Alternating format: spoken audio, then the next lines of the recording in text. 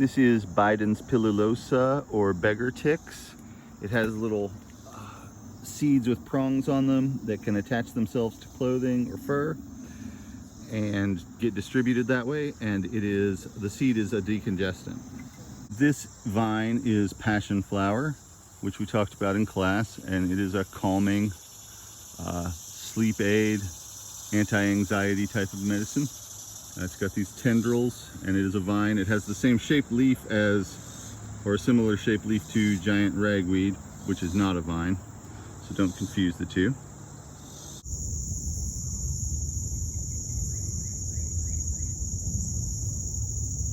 This is Eastern red cedar, which we've also mentioned in class. It is one of our species of evergreens here.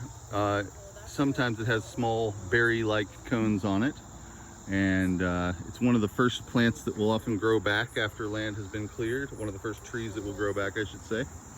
And it is a strong decongestant and helps fluids move in the body in general. This is teasel, which we also saw out at Heisel Farm Park. It is the one that collects water in the bases of its leaves where they wrap around the stem, and plant insects get in that and it just digests them. And the leaves are used for joint pain. That's not the leaf. The leaf is this one. They've got a row of teeth on the underside of the midrib, and they're used for joint pain mostly. The root can also be used.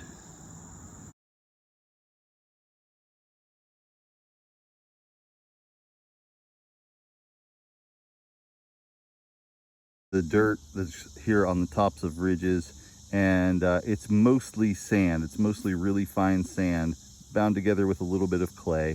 It's got iron in it, and the sand gives it really good drainage. So plants grow here that don't like to be really damp all the time, and the plants that do grow here will tend to accumulate the iron and other minerals that are in the clay and in the sand. This is golden seal. It has two asymmetrical leaves that grow from a branch like that. So one big one and one smaller one.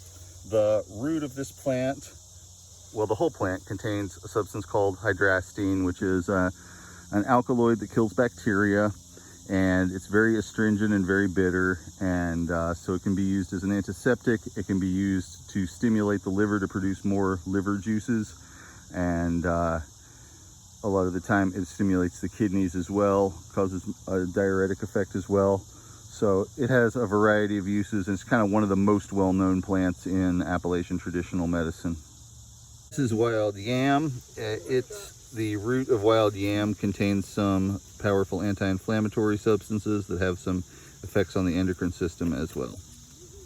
This is a feature of our karst topography here, where we've got limestone that's just underneath the surface, and it cracks and it gets dissolved by water.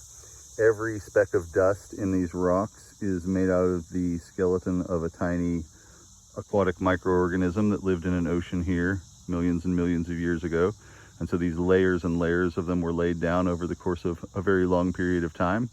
And then eventually those waters receded and this became stone. And then new water came and washed some of it away and made cracks and caves and other features like that in it. This is Orpine stone crop. It likes to grow on cliff sides and rock faces, boulders, things like that. Doesn't really need soil to grow. It's succulent and it's edible. This is a spleenwort. It's a medicinal fern that has a very potent effect on the lymph system. And this is a clochshili. It's a stone with a naturally occurring hole through it. This is a destroying angel. Of a plant called cancer root that grows in these woods a lot. It's a really useful thing for pain that's unresponsive to other forms of treatment. It's a parasitic plant that doesn't have leaves or chlorophyll. It doesn't photosynthesize. It just gets its energy from attaching itself to the trees around it. This is the power line right away, which is sort of like a little meadow grassland type area. So here we got mountain mint, which is a very strong minty oregano-like mint. This is blackberry. Lots of black-eyed Susans.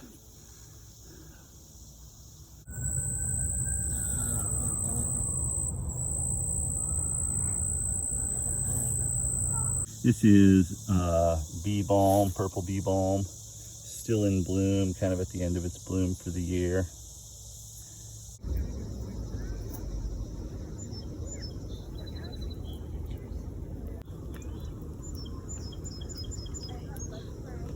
This is a fallen tree with some Parmetrema and Parmelia lichens on it. These lichens contain an orange substance that's an antihistamine and also works against funguses and bacteria.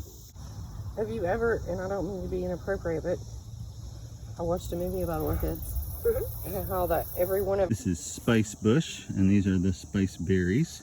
And the leaves, the bark, and the berries all contain substances that induce sweating, help break fevers, and break up congestion. Bloom Rape family.